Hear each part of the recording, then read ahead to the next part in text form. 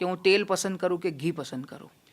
તમે બહુ controversial subject લીધો, પણ એનો બી આપણે ડૉક્ટર રીતે જવાબ આપીએ. ઓઇલ ઓર ઘી બંને ખરાબ છે. એક વસ્તુ કહું તો ચાલે, પણ ઓઇલ ઓર ઘી વિના ચાલે એવું નથી.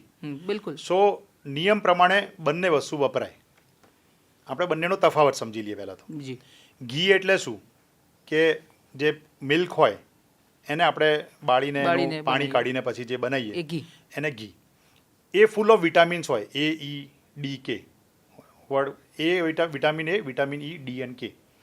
એમાં એક બ્યુટ્રેટ કરીને કમ્પોનન્ટ હોય જે તમારી ઇમ્યુનિટી માટે બી સારું અને તમારી ગટ હેલ્થ માટે બી સારું. તમારા અંદર એક લેયર ઊભો કરે અને તમારા આંતરડાને સારો રાખે. પણ એની અંદર સેચ્યુરેટેડ ફેટ બી હોય.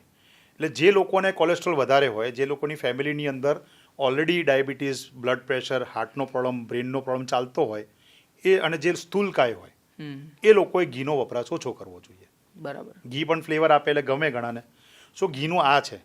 હવે ઓઇલની અંદર શું છે, મૂફા પૂફા આપણે બહુ બધું સાંભળીએ છીએ, પણ ઓઇલ બધા જ ખરાબ છે. એટલે નિયમ શું, ડિક્ટમ શું છે, ગાઈડલાઇન શું છે, ઓઇલ બદલતા રહેવું જોઈએ. અને કયા ઓઇલ બદલતા રહેવું જોઈએ? તો એમાં 4 કે 5 જ ઓઇલ છે જે આપણા બાપ દાદાઓ યુઝ કરતા આવ્યા છે. એક મસ્ટર્ડ ઓઇલ એટલે સરસોનો તેલ, જે બહુ જ સારું કહેવાય છે. સેકન્ડ ઓલિવ ઓઇલ આવે છે. થર્ડ આવે તમારું સનફ્લાવર ઓઇલ, અને ચોથું ગ્રાઉન્ડનટ ઓઇલ. આ 4 ઓઇલ એવા છે જે તમે બદલી શકો. તો સૌથી ઇમ્પોર્ટન્ટ સવાલ શું હોવો જોઈએ ઓઇલ ઓર ઘી કરતાં? કેટલું લેવું દિવસમાં? ઓકે. કંઈ બી લો બંનેમાંથી, બરોબર? સો હું હંમેશા કહું કે તમારી કેલરી રિક્વાયરમેન્ટ જે છે ને, ધારો કે મારી કેલરી રિક્વાયરમેન્ટ 1500 કેલરીની છે દિવસની, તો મારે 10% જેટલું કેલરી આ ઓઇલ કે ઘીમાંથી મળે ને એટલું લેવું જોઈએ. તો હવે કોઈ કહે કે કેલરી કેવી રીતે ગણવાની સાહેબ ઓઇલ અને ઘીની?